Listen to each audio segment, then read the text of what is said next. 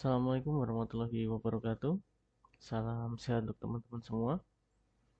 Pada kesempatan kali ini, kita akan membahas materi berpikir komputasional pada bab yang pertama, yaitu menerapkan berpikir komputasional untuk menyelesaikan permasalahan sederhana. Nah, mari kita mulai dari pernyataan berikut. Nah, komputer dapat digunakan untuk membantu kita menyelesaikan berbagai masalah. Kita meyakini hal ini ya teman-teman ya. Namun, komputer tidak bisa memahami permasalahan dan merumuskan solusi dari permasalahan tersebut. Nah, secara sekilas kedua pernyataan ini sepertinya kontradiktif seperti itu ya teman-teman ya. Tapi pada kenyataannya memang demikian. Nah, teman-teman bisa mencoba dengan permasalahan seperti ini. Coba teman-teman melakukan suatu perhitungan matematis menggunakan komputer. Misalnya 1 tambah 1. Nah, bisa nggak teman-teman mengerjakan permasalahan matematis 1 tambah 1 menggunakan komputer tanpa menggunakan program apapun? Nah, tidak bisa ya teman-teman ya. Nah, di sini kita menyadari dua hal teman-teman. Nah, yang pertama adalah ternyata program yang biasa kita pakai ini sebenarnya adalah sebuah solusi yang diciptakan oleh manusia atau yang dikembangkan oleh manusia agar bisa atau agar solusi tersebut bisa dikerjakan oleh komputer. Atau dengan bahasa yang lain itu adalah programnya adalah sebuah cara. Dan sebuah cara bagaimana manusia itu memberikan pemahaman kepada komputer mengenai apa permasalahan yang dihadapi dan solusinya seperti apa. Gitu ya. Nah, kemudian yang kedua, kita menyadari juga bahwa fondasi berpikir program itu adalah problem solving. Jadi kalau teman-teman cermati, semua program yang ada atau yang mungkin teman-teman punya, baik itu di smartphone atau di komputer, laptop, dan sebagainya, itu sebenarnya program-program ini adalah sebuah solusi yang diciptakan dari permasalahan sehari-hari manusia. Mulai dari permasalahan ngetik, membuat dokumen, kemudian permasalahan pengolahan angka, misalnya membuat RAB atau mengolah data dan sebagainya, sampai bermain game, dengerin musik, nonton video, dan sebagainya. Nah, kalau teman-teman cermati, aplikasi-aplikasi yang teman-teman gunakan ini sebenarnya adalah sebuah solusi dari permasalahan sehari-hari manusia. Jadi, solusi ya teman-teman. Sehingga di sini bisa kita simpulkan bahwa sebenarnya fondasi berpikir program ini adalah problem solving atau menyelesaikan permasalahan.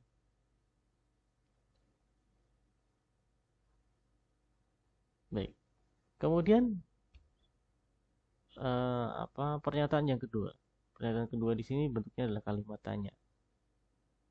Nah, mari kita mengingat-ingat. Kenapa sih kita menggunakan komputer untuk menyelesaikan pekerjaan kita? Kenapa sih kita menggunakan komputer buat ngetik? Kenapa sih kita menggunakan komputer untuk nonton film? Kenapa sih kita menggunakan komputer untuk mengolah data? Atau membuat presentasi? Atau membuat video? Dan sebagainya. Apa teman-teman? Nah, ada banyak alasan ya teman-teman. Ada banyak alasan, ada banyak hal kenapa kita menggunakan komputer untuk menyelesaikan berbagai pekerjaan kita. Nah, mungkin diantaranya adalah kalau kita menggunakan komputer, kita bisa mengerjakan pekerjaan tersebut menjadi lebih lebih cepat, lebih mudah, dan lebih konsisten. Jadi, tentu saja ada banyak hal lain juga ya selain yang saya sebutkan tadi. Nah, kemudian akhir pertanyaan adalah seperti ini teman-teman. Kita tahu bahwa program ini adalah sebuah solusi yang dikembangkan manusia agar komputer ini bisa memahami apa masalah yang dihadapi, kemudian solusinya apa. Kemudian kita juga menyadari bahwa pondasi berpikir program ini adalah sebuah problem solving. Pertanyaan berikutnya adalah, atau pertanyaan terakhirnya adalah, bisa nggak kita mengadaptasi teknik berpikir program ini, gitu ya, di kehidupan kita sehari-hari? Kenapa? Nah, karena permasalahan yang dihadapi sama. Gitu. Permasalahan yang dihadapi itu sama. Gitu ya. Jadi kita sudah menyadari bahwa program yang kita pakai itu sebenarnya adalah sebuah solusi dari permasalahan manusia sehari-hari.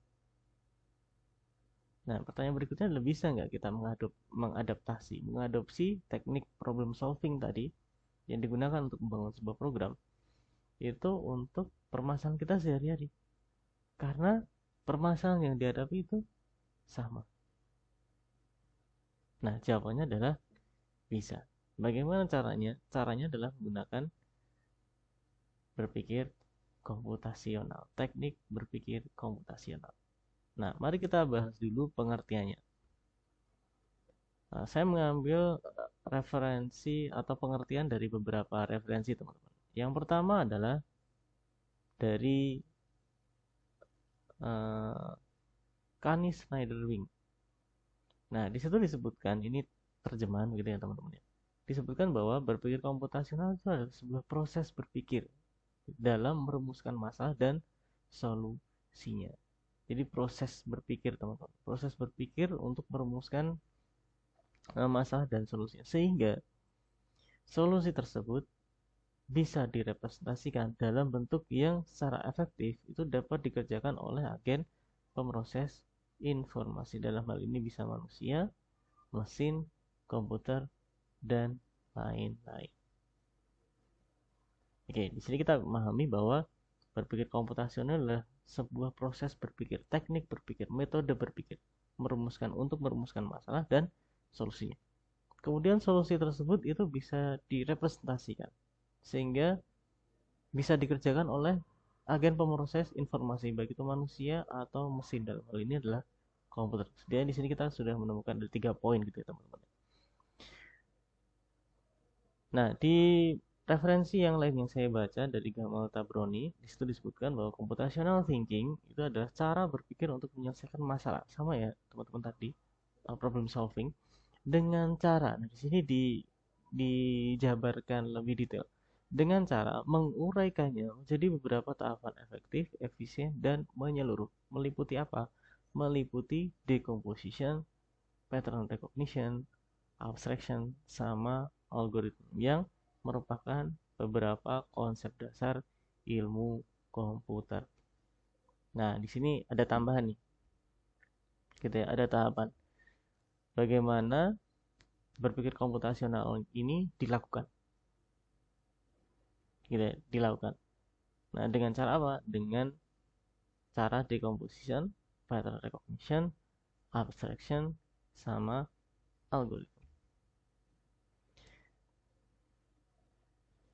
Nah, saya rangkumkan dari buku, kemudian dari pemahaman-pemahaman yang saya dapatkan dari membaca beberapa referensi. Di situ bisa kita ambil beberapa poin. Yang pertama adalah berpikir komputasional ini adalah salah satu strategi berpikir berdasarkan konsep ilmu komputer untuk menemukan solusi dari sebuah permasalahan. Sama ya teman-teman ya.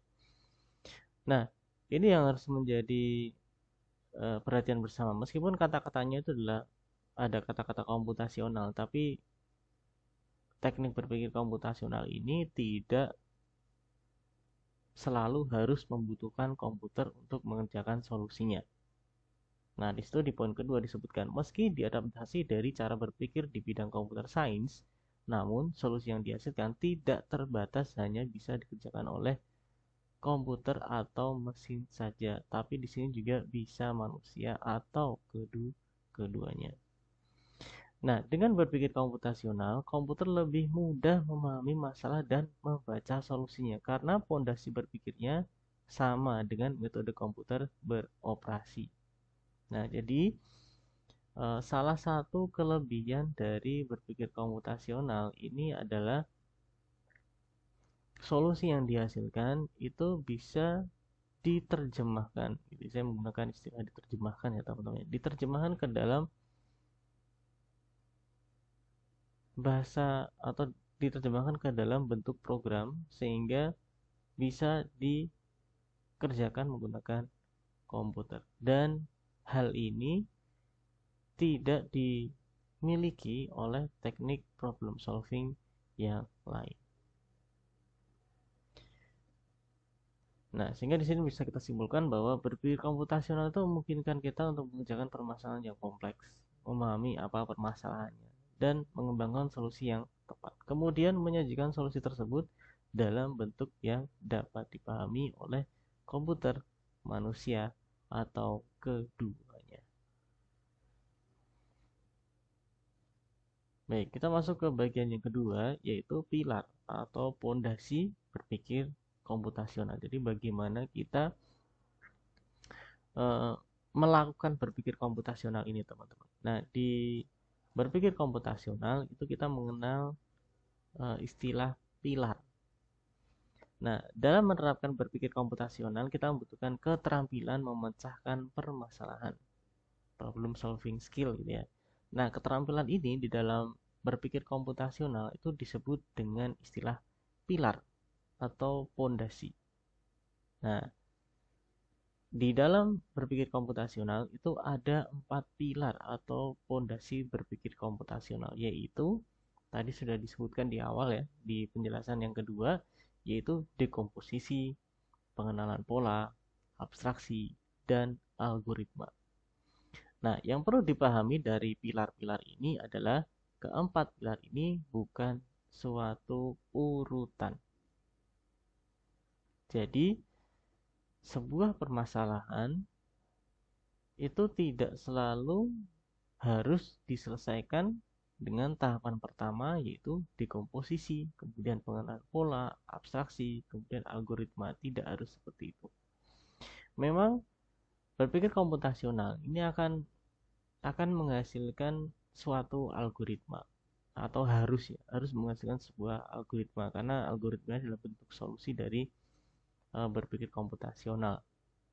Namun ketiga pilar yang lain, dekomposisi, pengenalan pola, dan abstraksi, ini sifatnya bisa menjadi opsional.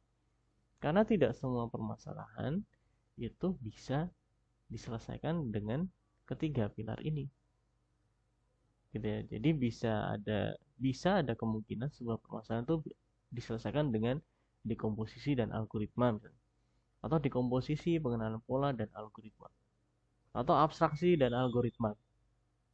Nah, jadi yang perlu diperhatikan adalah yang pertama, bahwa pilar ini bukan sebuah urutan.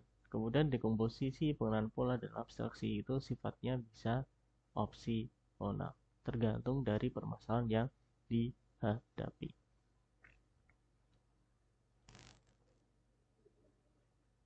Nah, kita mulai dari pembahasan kita yang pertama, yaitu pilar yang pertama dari berpikir komputasional, itu dekomposisi. Nah, konsep dari dekomposisi ini adalah memecah permasalahan besar, ini di poin 2 teman-teman, memecah permasalahan besar menjadi bagian-bagian yang lebih kecil, sehingga menjadi bagian yang lebih sederhana dan mudah diselesaikan. Nah, poin berikutnya adalah fokus pada menyelesaikan bagian-bagian kecil tersebut. Nah, solusi setiap bagian kecil tersebut nantinya akan membangun solusi untuk menyelesaikan permasalahan besar yang dihadapi. Nah, di sini ada 2 poin penting dalam dekomposisi. Yang pertama, di dalam dekomposisi kita memecah sebuah permasalahan itu menjadi bagian-bagian yang lebih kecil. Nah, kemudian tahapannya tidak berhenti hanya di membagi saja atau memecah saja atau mengurai saja. Tapi di sini kita juga harus bisa menyelesaikan bagian-bagian tersebut. Nah, di sini jadi ada 2 poin ya, teman-teman. Jadi dalam dekomposisi, teman-teman diminta untuk memecah, mengurai, atau membagi permasalahan menjadi bagian-bagian yang lebih kecil. Kemudian menyelesaikan bagian-bagian tersebut. Gitu ya. Nah, di sini kata kuncinya adalah memecah, mengurai, menjabarkan, membagi, dan sebagainya. Nah, ini ada beberapa contoh dari dekomposisi. Nah, contoh yang pertama adalah ketika kita makan, teman-teman. Ketika kita makan, misalnya di sini adalah makan donat, atau pada prinsipnya ini aktivitas kita makan sehari-hari itu pada prinsipnya menggunakan konsep dekomposisi, teman-teman. Nah, di sini saya misalkan ketika kita makan donat, kita tahu bahwa kalau kita makan donat itu mungkin sebagian orang itu bisa langsung memasukkan satu donat utuh itu ke dalam mulutnya. Nah, tapi saya yakin bahwa makan donat dengan cara seperti itu eh, susah. Dalam arti susah masukannya, susah ngunyahnya, dan sebagainya.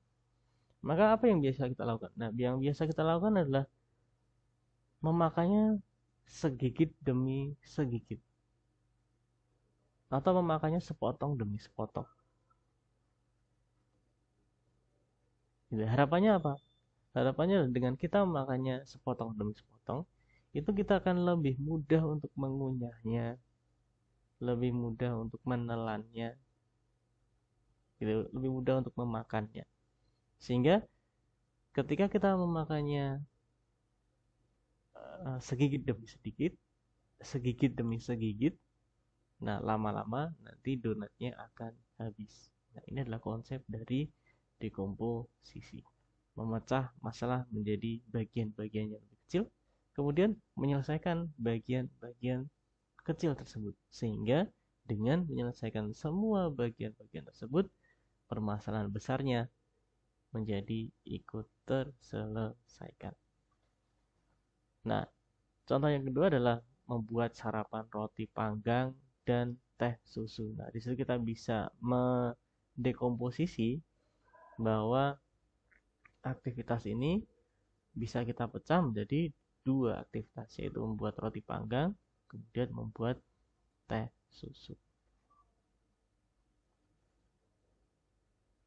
Nah, contoh yang lain adalah bagaimana kita menentukan harga kalung, harga sebuah kalung, seperti yang ada di dalam gambar. Nah, dengan teknik dekomposisi, nah kita bisa menentukan harga kalungnya ini dengan menyelesaikan atau dengan membagi permasalahan menjadi beberapa bagian. Yang pertama, kita harus tahu dulu berapa harga mutiara hitamnya, jumlahnya berapa. Yang kedua, kita juga harus tahu harga mutiara putihnya berapa, jumlahnya berapa. Kemudian yang ketiga, harga liontinnya berapa. Yang keempat, harga talinya berapa. Yang kelima, harga penguncinya berapa.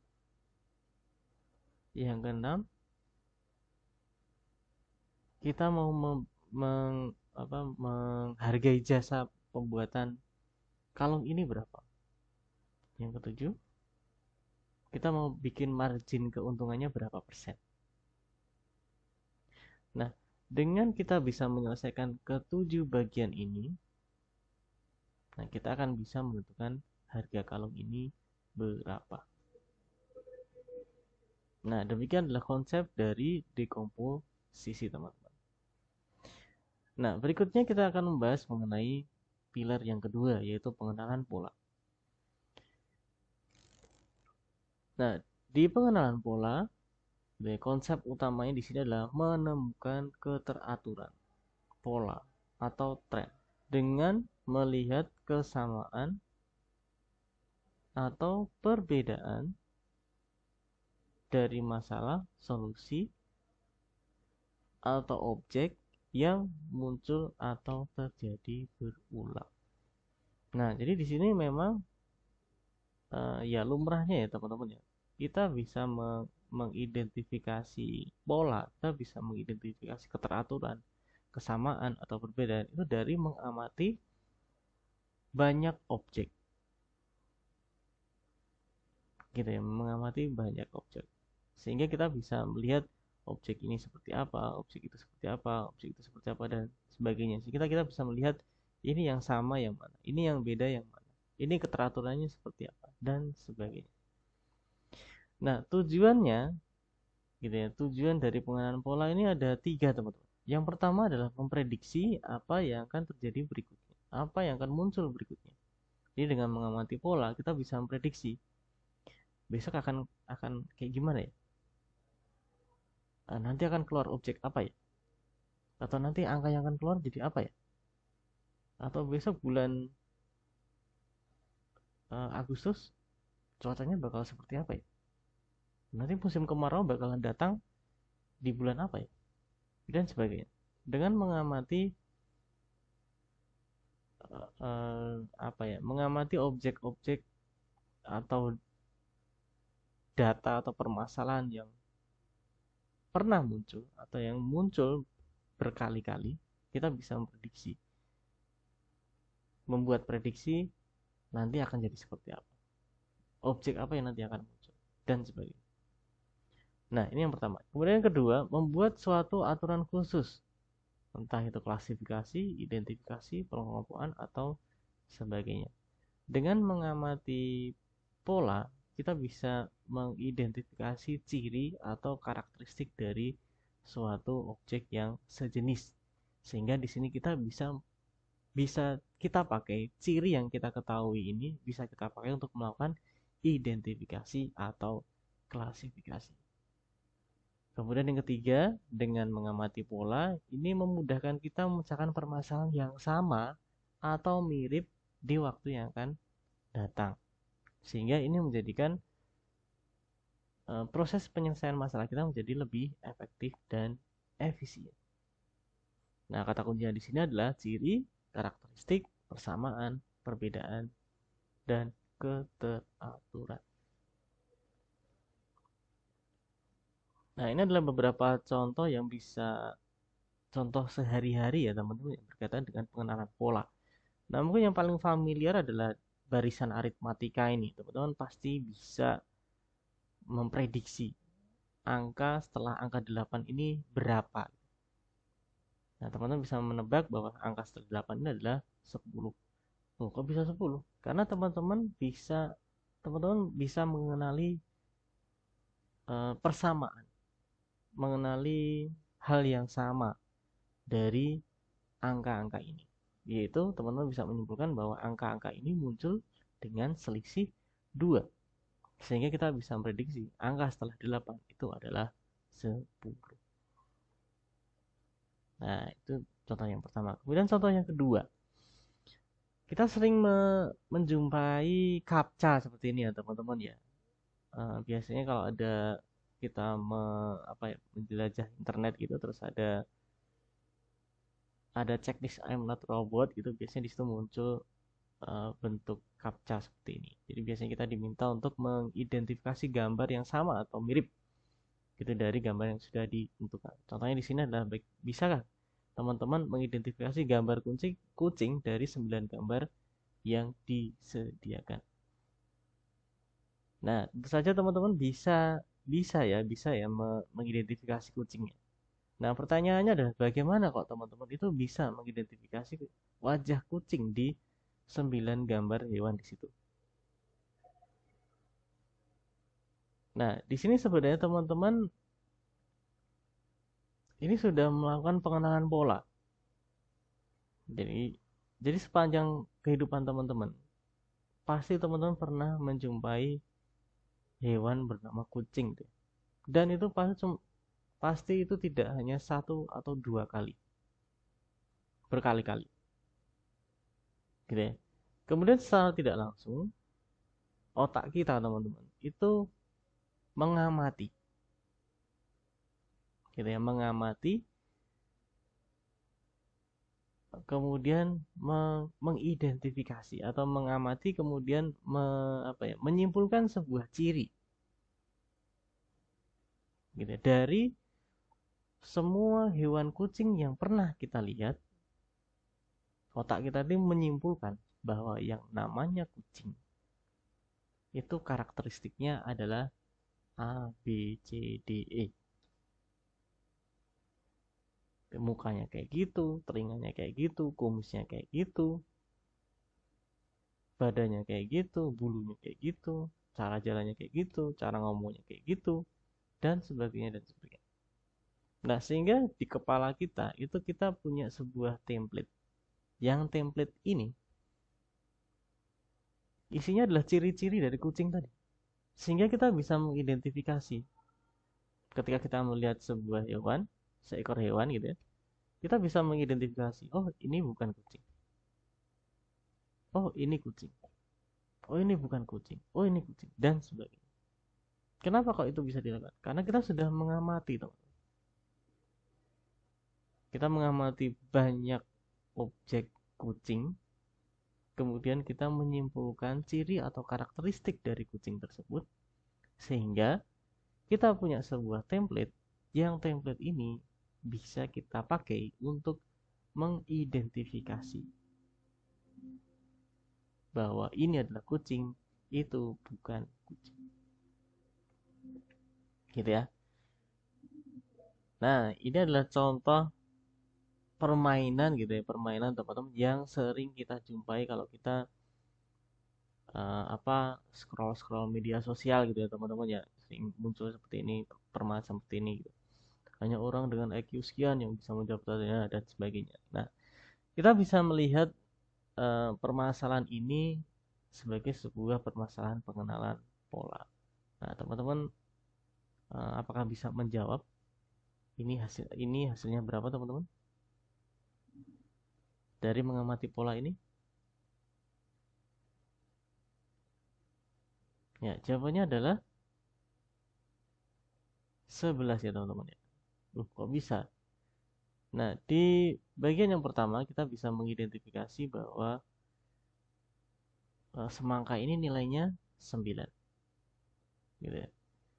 Kemudian kita tahu bahwa semangka ini 9, apel kita nggak tahu nilainya berapa, tapi kalau dijumlahin hasilnya 14, berarti kita bisa simpulkan bahwa apel ini nilainya 5.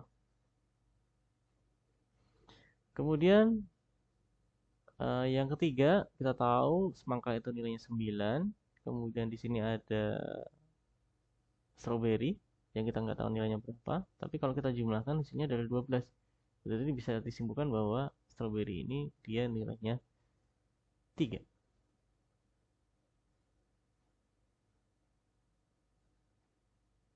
Ya, 3. Nah, kemudian bisa nggak kita menjumlahkan ini? Hasilnya berapa teman-teman?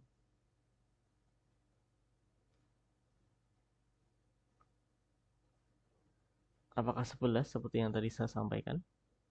Atau yang lain?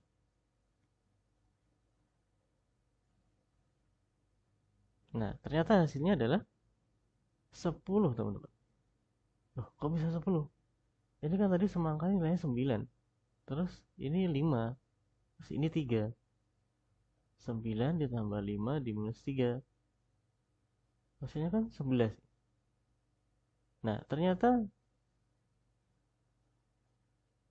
semangka ini nilai 9-nya itu dilihat dari jumlah bijinya, teman-teman. Sehingga di sini kita mendapati bahwa semangka di sini itu nilainya bukan 9, tapi nilainya adalah 8. Kenapa? Karena di situ bijinya kurang 1 gitu. Sehingga dia nilainya 8. 8 ditambah 5 dikurangi 3, sehingga hasilnya adalah 10. Nah, di sini adalah sebuah permainan pengenalan pola, teman-teman. Sehingga di sini kita diminta untuk mengamati pola dengan detail. Gitu ya, sehingga kita bisa menjawab permasalahan ini. Baik, demikian adalah penjelasan di pilar yang kedua, yaitu pengenalan pola. Nah, selanjutnya kita akan bahas pilar yang ketiga, yaitu abstraksi. Nah, konsep dari abstraksi ini adalah menyederhanakan permasalahan dengan mengidentifikasi aspek penting dari permasalahan tersebut dan menyembunyikan aspek lainnya yang tidak relevan. Nah, dengan mengidentifikasi aspek penting tersebut, kita bisa mendapatkan atau bisa mengembangkan solusi yang bersifat umum atau generik, atau membuat model atau representasi atau ilustrasi sederhana dari objek nyata yang sedang dihadapi. Kata kuncinya di situ adalah menyederhanakan, menyaring, menghilangkan detail, atau menghilangkan yang tidak penting. Nah, di pilar abstraksi ini ada kata-kata aspek penting. Nah, bagaimana suatu hal itu menjadi penting atau tidak penting dalam dalam konsep abstraksi. Nah, sebuah objek itu dikatakan menjadi penting gitu ya, jika objek tersebut itu relevan dengan permasalahan yang dihadapi. Gitu ya, menjadi penting atau tidak penting itu kaitannya dengan hal tersebut itu relevan tidak dengan permasalahan yang dihadapi. Nah, mari kita lihat contohnya. Nah, perhatikan ketika kita mencari sebuah kata di dalam kamus. Misalnya di sini kita mencari kata dinosaurus itu. Nah, biasanya yang kita lakukan pertama itu adalah kita akan mencari kata dinosaurus ini di katalog huruf D. Kita ya, huruf D. Nah, ketika kita mencari kata dinosaurus di katalog huruf D, sebenarnya di sini kita sudah melakukan yang namanya abstraksi. Di sini kita mengabaikan katalog huruf yang lain, A sampai C, kemudian E sampai Z. Kenapa kita abaikan? Karena tidak relevan, tidak penting. Nah, di sini kita bisa melihat bahwa dikatakan penting itu kalau itu relevan dengan permasalahan yang kita cari. Dikatakan tidak penting kalau itu tidak relevan. Kita nyari kata dinosaurus, berarti kita nyarinya di katalog huruf D, bukan di katalog huruf yang lain, karena pasti tidak ketemu. Maka hal itu tidak relevan. Katalog huruf yang lain itu tidak relevan dengan permasalahan yang kita hadapi. Gitu. Kemudian contoh yang kedua adalah ketika teman-teman melihat denah atau rute, gitu ya. Teman-teman bisa melihat bahwa denah itu atau rute, misalnya rute jalan sehat gitu ya, itu dibuat tidak sesuai dengan realitanya, gitu ya. Tapi di situ yang digambarkan atau yang dimunculkan itu adalah hal-hal yang sifatnya penting saja. Apa yang penting yang perlu kita munculkan dalam pembuatan rute? Nah, yang pertama adalah rutenya. Gitu ya. Rute jalan sehatnya mau dari mana sampai mana, lewat jalan mana. Dan kemudian yang kedua, startnya di mana, finishnya di mana. Kemudian yang ketiga mungkin bangunan-bangunan yang bisa kita pakai sebagai landmark atau penanda bahwa kita sudah sampai di mana. Sudah mau finish atau belum? Sudah setengah perjalanan atau belum? Ini startnya di sini bener atau enggak? Finishnya di sini bener atau enggak? Dan sebagainya. Nah, rute jalan sehat misalnya di situ ya, sesuai dengan contoh saya, itu dia yang menggambarkan hal-hal yang penting untuk ditampilkan. Nah, informasi yang lain itu dianggap tidak relevan. Misalnya apa? Misalnya kontur jalan. Kan tidak semua jalan itu dia lurus. Ada naiknya, ada turunnya dan sebagainya. Tapi di gambar ini tidak dimunculkan. Kemudian juga di situ ada di beberapa jalan tuh biasanya ada traffic light-nya.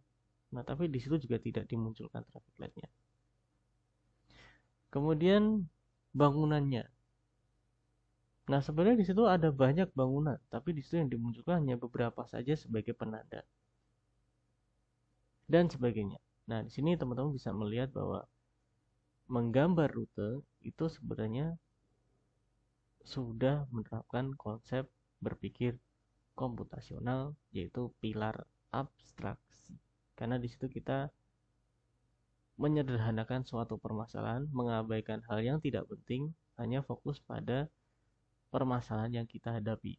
Dalam kasus ini rute, kita permasalahannya adalah rutenya mana, kemudian bagaimana rute ini bisa dijelaskan dan dipahami bersama. Jadi di situ kita bisa memilih informasi-informasi apa yang harus dimunculkan dalam gambar rute tersebut agar orang lain yang membaca rute tersebut bisa memahami informasi tersebut.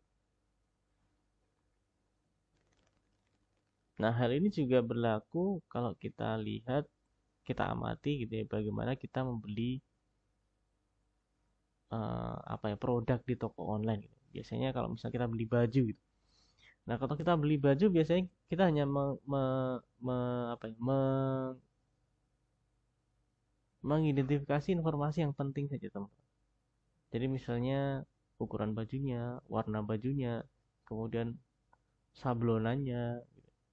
Nah, biasanya kita mengabaikan hal yang tidak relevan gitu, teman. Misalnya apa yang tidak relevan tuh? Misalnya serat kainnya seperti apa, apakah ke samping atau ke bawah atau miring dan sebagainya, atau kerahnya pakai kerah apa, terus benangnya pakai benang merek apa, kemudian yang jahit siapa, kemudian sablonannya itu materialnya apa, campuran warnanya apa, merek yang digunakan apa. Nah, hal seperti itu biasanya kita abaikan.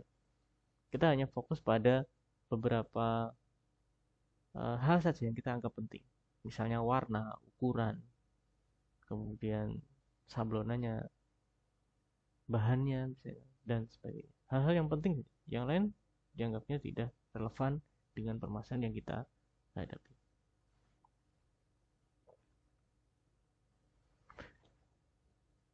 Nah, yang terakhir adalah yang terakhir, pembahasan terakhir kita berkaitan dengan pilar berpikir komputasional ini adalah algoritma. Nah, di sini saya akan langsung ngambil dari satu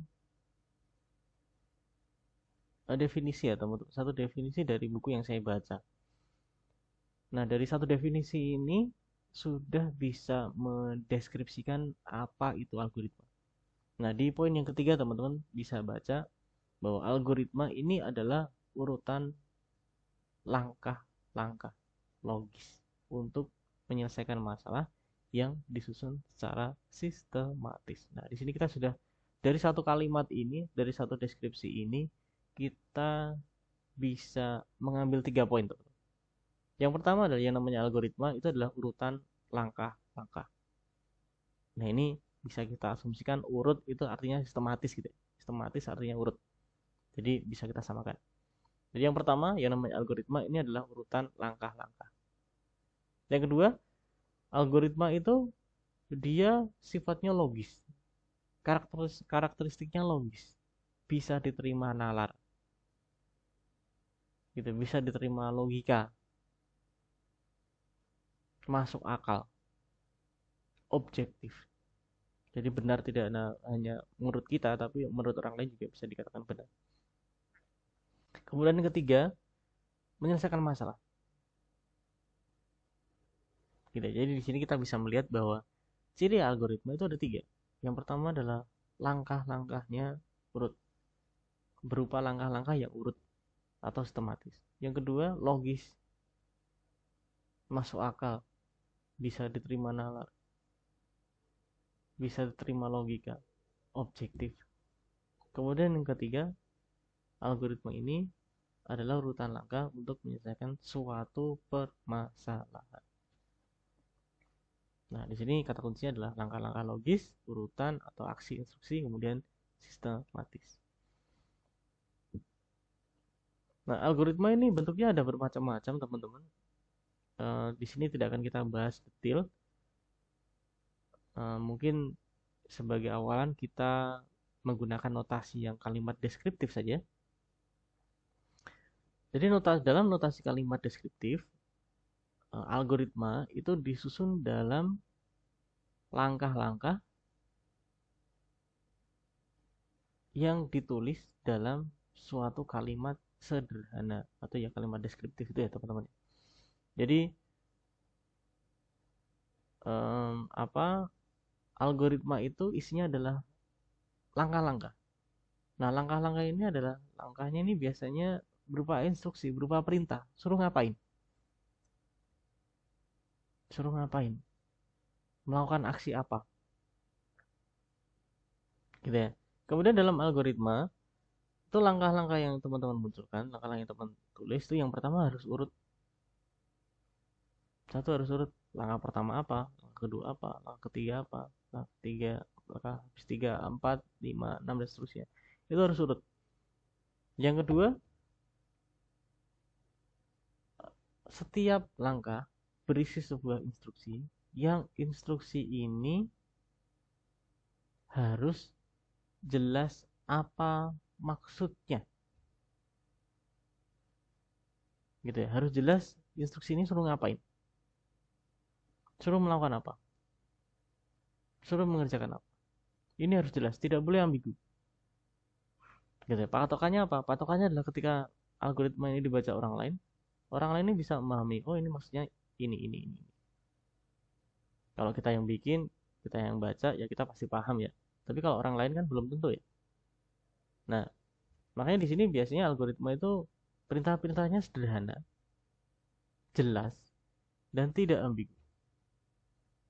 Maka kalau teman-teman bikin algoritma, pastikan bahwa algoritma yang teman-teman buat, gitu ya, algoritma yang teman-teman buat itu satu urut, dua instruksinya jelas nggak ambigu. Dan instruksinya harus jelas, tidak ambigu, tidak membingungkan.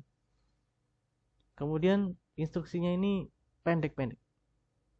Kalau bisa pendek-pendek saja. Nah, kemudian diawali dari perintah mulai.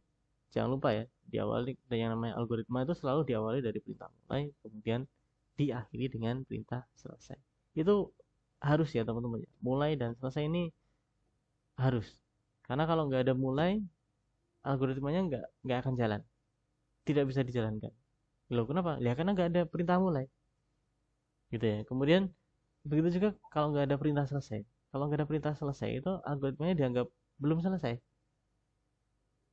Nah, habis itu kan udah nggak ada perintah apa-apa lagi ya. Tapi karena itu belum ada perintah selesai, berarti itu dianggapnya belum selesai teman-teman. Maka perintah mulai dan di awal algoritma dan perintah selesai di akhir algoritma ini harus ada untuk menunjukkan ini awalnya di mana, ini akhirnya di mana.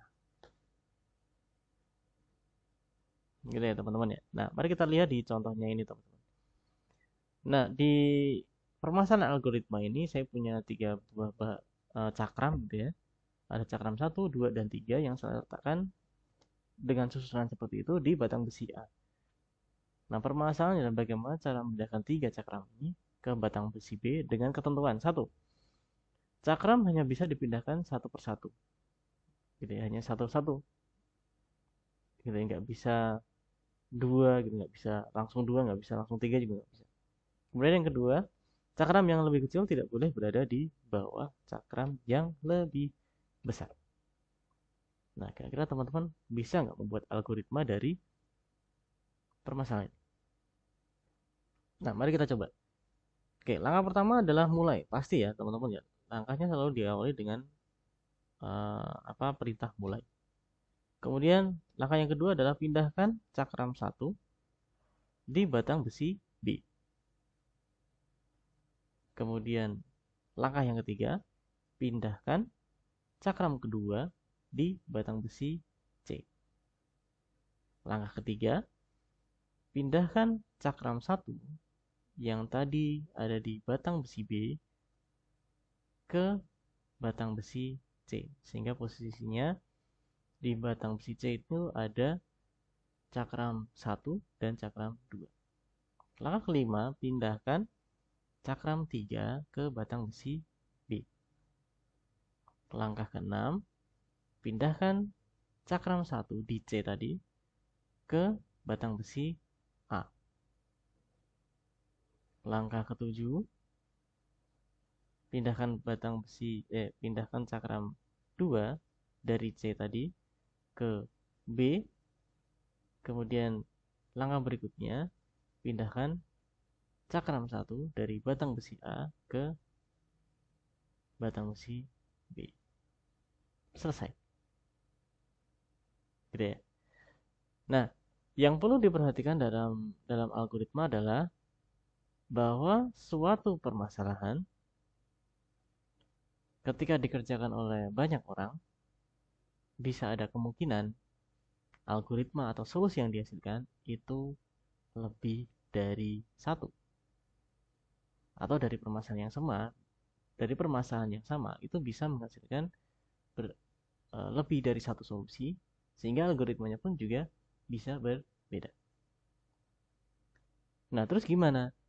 Nah, selama algoritma yang dibuat itu memenuhi tiga ciri ciri algoritma yang kita bahas di awal tadi. Yang pertama adalah berupa langkah-langkah yang urut, kemudian logis, kemudian bisa menyelesaikan masalah, maka algoritma tersebut dinyatakan benar. Nah, misalnya dalam satu kasus ini, misalnya ada yang bisa menyelesaikan dalam 7 langkah, atau 9 langkah, 10 langkah, 12 langkah, dan sebagainya. Nah, selama memenuhi tiga kriteria tadi, maka algoritmanya benar. Jadi tidak ada yang salah algoritma itu. Tidak ada yang salah selama memenuhi tiga kriteria tadi. Mau yang satu 7 langkah, 8 langkah, 9 langkah, 10 langkah, dan seterusnya. Yang penting memenuhi tiga kriteria tadi, berarti algoritmanya benar. Nah, cuma kalau ditanya mana algoritma yang paling baik, nah, algoritma yang paling baik itu adalah algoritma yang jumlah langkahnya paling sedikit. Baik, demikian adalah pembahasan kita berkaitan dengan materi berpikir komputasional pada bab yang pertama. Semoga bisa membantu teman-teman dalam belajar secara mandiri. Terima kasih atas perhatiannya. Wassalamualaikum warahmatullahi wabarakatuh.